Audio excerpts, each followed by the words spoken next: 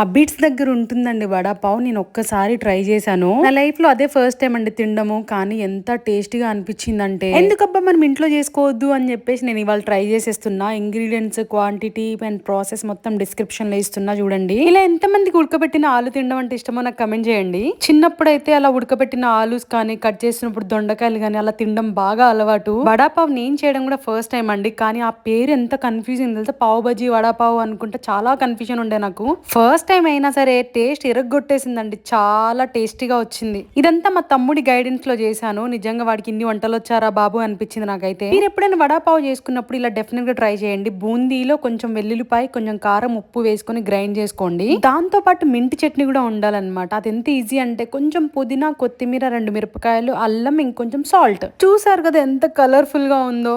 ఇంకేముంది, అసలే ఆకలి దంచేస్తుంది అనమాట. లంచ్ కూడా చేయలేదు మమ్మీ వాళ్ళు లేరని చెప్పేసి. మీరు కూడా తప్పకుండా ట్రై చేయండి. నేను చెప్తున్నాను కదా, టేస్ట్ అయితే వేరే లెవెల్లో ఉందన్నమాట. అసలు కాస్ట్ కూడా అవ్వదు ఎక్కువ.